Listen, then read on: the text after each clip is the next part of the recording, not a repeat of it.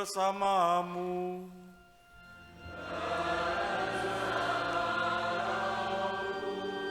Inilah Injil suci menurut Matius.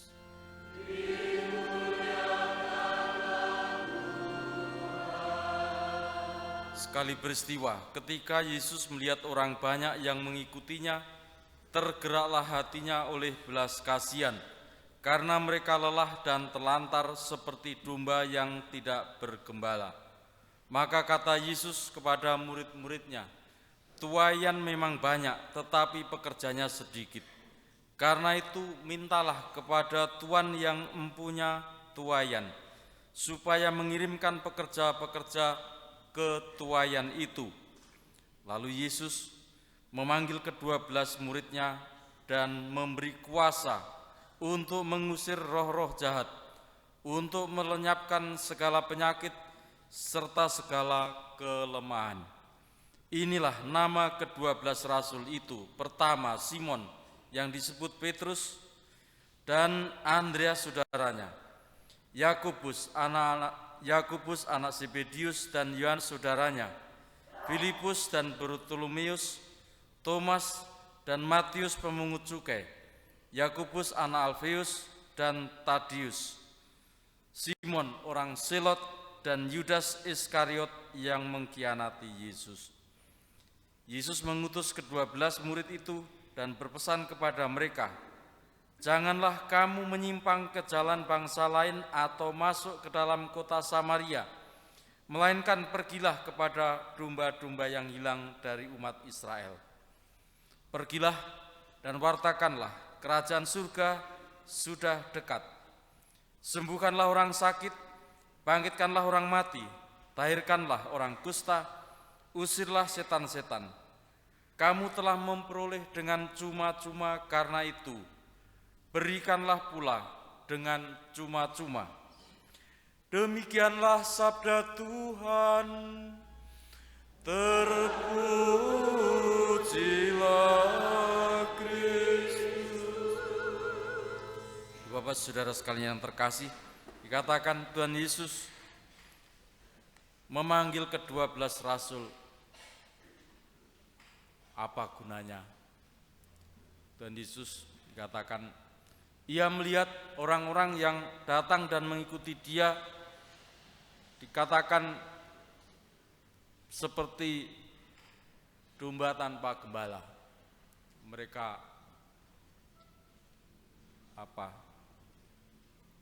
seakan-akan berjalan sendiri-sendiri, tidak ada yang menemani.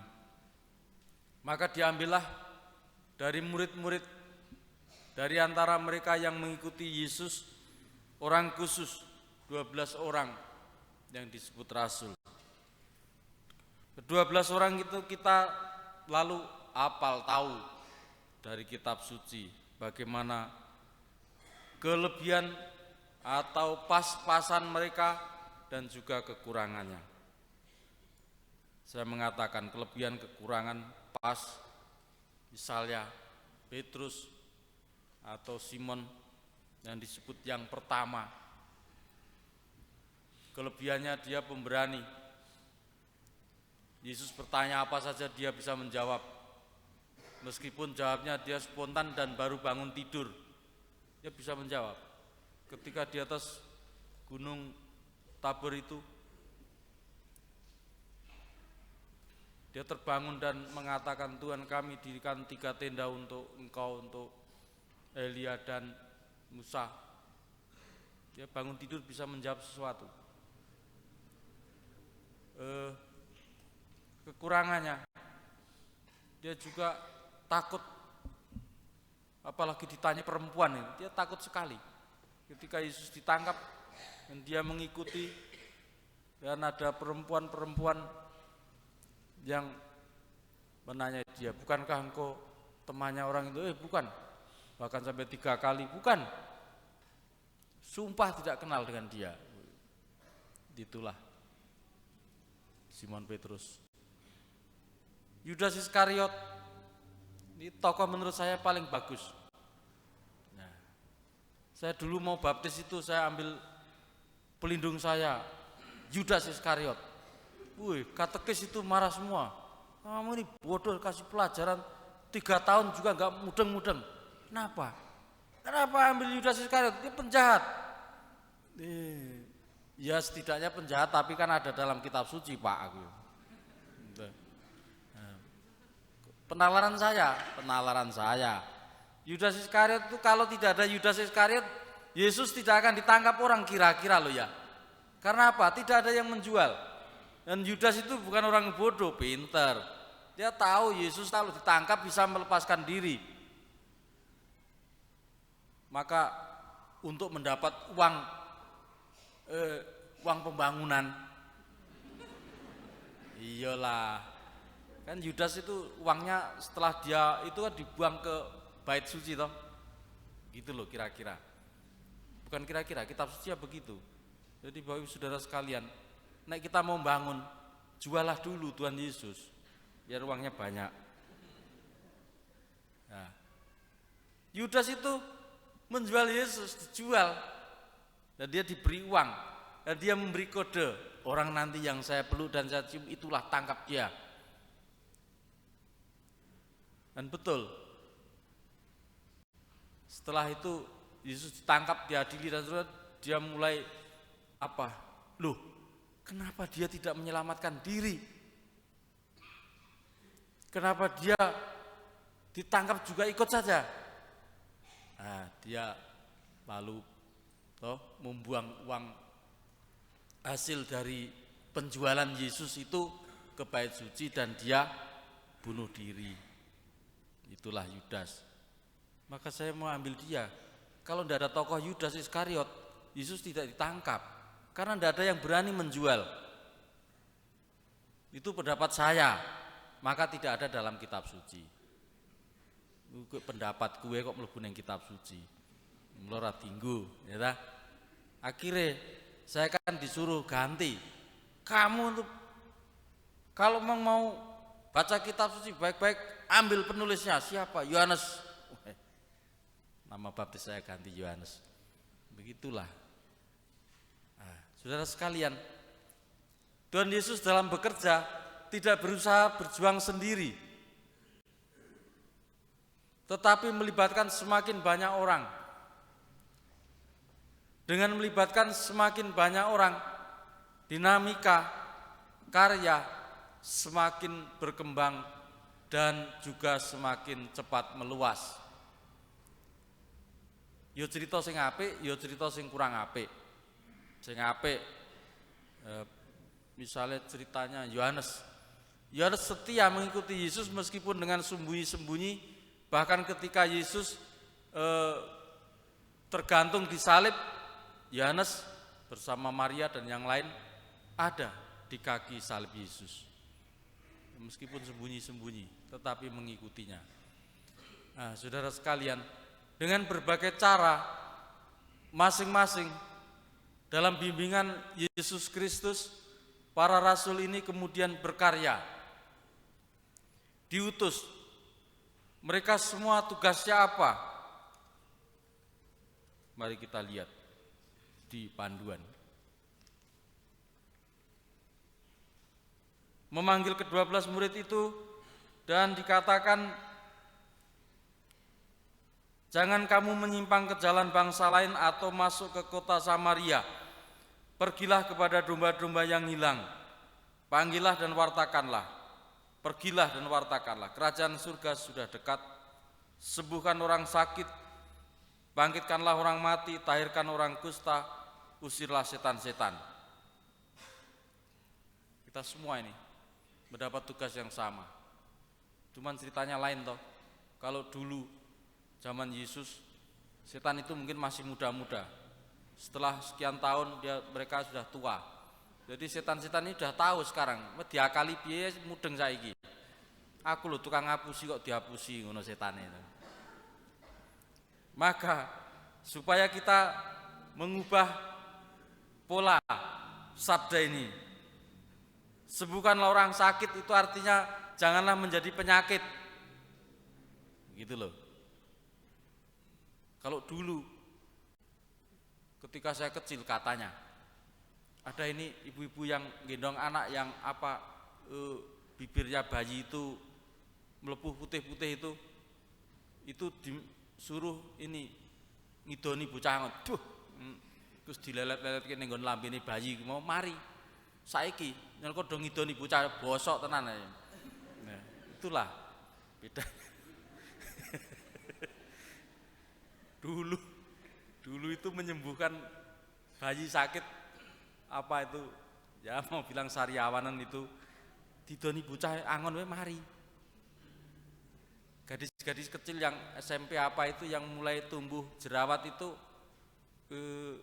ini kalau ada sesamanya yang membawa air di kelenteng itu suruh curi airnya untuk cuci muka sembuh. Saiki lan golek ngendi ra ono. Ya, begitulah. Itu dulu. Sekarang aku lu sing batin gagas ya itu. Nek dhisik iki apa-apa iki. Dhisik lho ya, saiki wis beda meneh. Dulu nek genah wong edan lho ditakoni nomere pira. Saiki takon nomor ki nang nggone Rama. Rama nomere pinten minjing. Oh, plat motor lah, plat mobil lah apa itu diramal. Kemarin saiki wis ra ono wong adol nomor. Iya, nomor pasturan itu tak gawa ning desa kono do diramal. 1891 diramal. Nomor pasturan lho ya, 1891 diramal. Ono sing tuku 18, ono sing tuku 89, ono sing tuku 91. Kowe metune 11 bayang.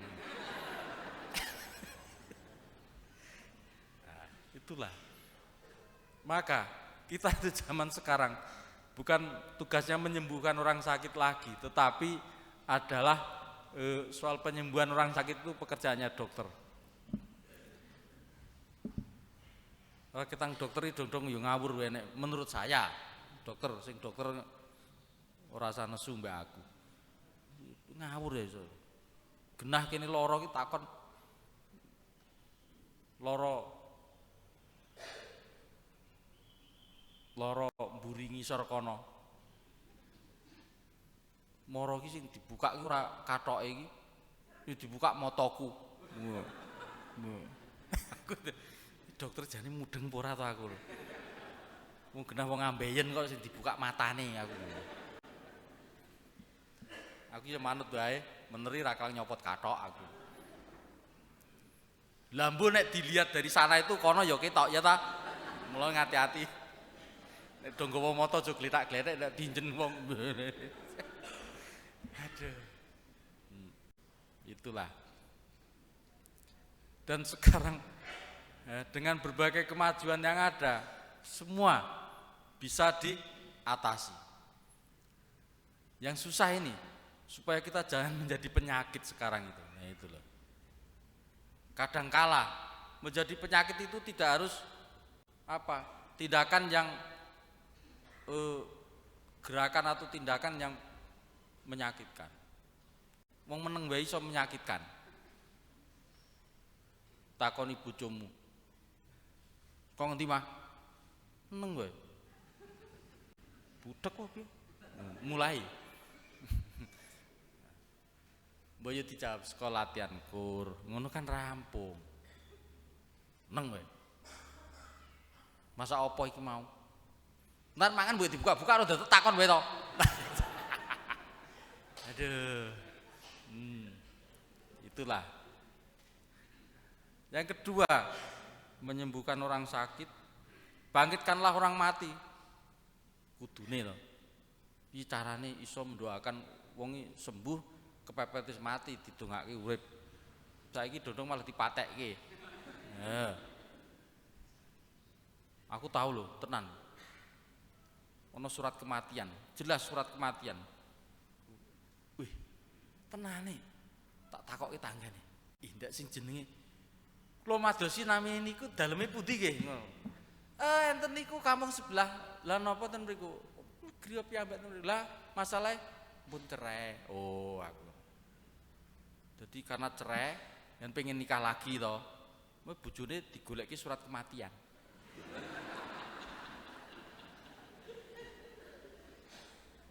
Baru ngono tak takoni, niki bojomu mati tenan lho ya. Lah nek mboten mati mboten entuk surate. Aku ora takon surat, mati tenan. Kok nek bojomu isih urip, kowe dipenjara seumur hidup. Soalnya apa? Matekke wong, kowe diuripke ning penjara. Gelem ra? Ngeten. Sing mati niku mboten perkawis wonge. Ning jiwane niku pun mati. Lho lah iya. Ini surat kematian iki dheke mati kok masalahnya. Sing mati mboten badane niku. Imannya. Wong kuwi nerangke mbek aku bola-bali iki mungkar ngomong nek jane kuwi palsu ngono to. Dadi ngeyel sing diterangke mbek aku jane imane sing mati. Heeh. Saiki terangno nang gone polisi wis rasa nerangke mbek aku. Wani ra? Mboten. Dadi bojomu isih urip. Nggih tese. Lah ya nek wis duwe surat kematian, ben kula iso rabi melih. Oh lah ngono karepmu ya. Kuwi nek jelas soal surat kematian. Nah iki mau ya. Berupaya yang lain itu seperti musuh. Ini biasanya nek anu. Nek karo wong sing kenal. Nek ora kenal ora. Toh. Upamane sampean karo Pak Jokowi ngono mesti ora tahu bermusuhan. Ora tahu toh? Sampean ora tahu kenale ukur ning TV kok. Durung tahu petuk wonge. Petuk salamane nggo dicium-cium. Mongko yo cium-cium rumasane cium tangane Pak Jokowi ora sadar kok. Ora sadar nek irungmu mbelen. Celepret nih. Itulah ya bagaimana kita membawa kehidupan bagi orang lain itu memberi suatu support semangat.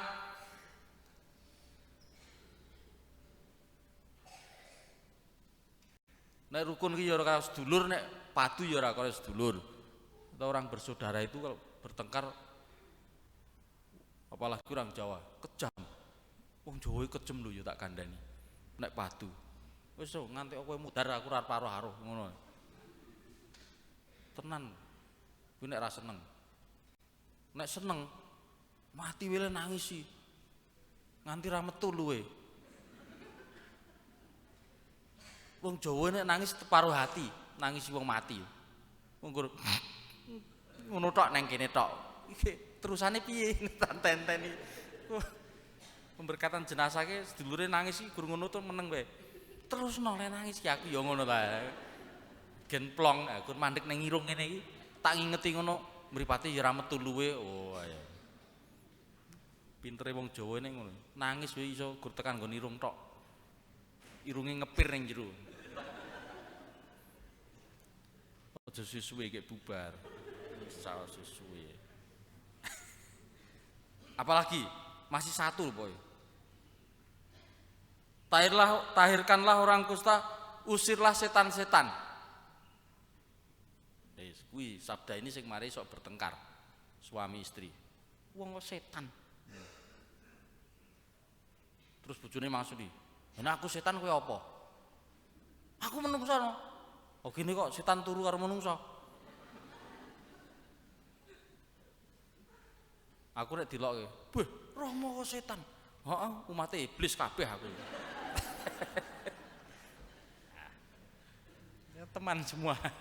Ngeloki wong liya rumasane ra ngeloki awakmu dhewe, ngono lho maksudnya to. Nah, mari saudara sekalian, sebagai rekan kerja, rekan karya Tuhan Yesus Kristus, kita semua ambil bagian dalam porsi kita masing-masing, dalam tugas kita masing-masing. Dan dalam tugas kita masing-masing, Tuhan sudah ukur kemampuan, ukur kemampuan kita. Dan kita jangan sembarang saja. Zamannya Yudas sudah selesai. Jangan ada yang bilang seperti saya. Yudas kan ono gunane, ya ono gunane. Ini saiki wis ora ana gunane Yudas. Karena apa? Yesus sudah bangkit mulia.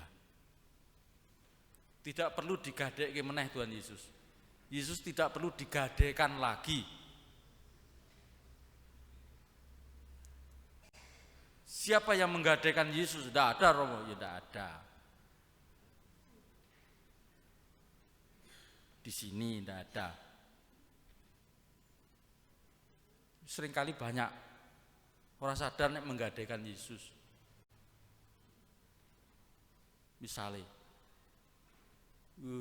nek diteliti neng lingkunganmu, saiki bayangno ngomahmu di rumahmu ada berapa orang nek sembayangan lingkungan sing berangkat berapa? Nah, ngono wae lah. Alasannya macam-macam. Capek lah, sibuk lah. Ono pencalonan prodiakon misalnya, saya masih sibuk sekali. Sok lah aku nek wis ra sibuk pokoknya aku gelem dadi prodiakon. Aku yo mikir, ki wong ki jane tenan apa ora leng ngomong ki. Engko nek ngerti-ngerti ora dikei kesibukan tenan, dadi prodiakon wegah. Isin. Mumpung sibuk, duwe duit. Karena apa? Jadi prodiakon pelayanan itu nganggo duit, tuku bensin lah, sinau lah apa, tuku seragam lah. Tugas prodiakon pelayanan.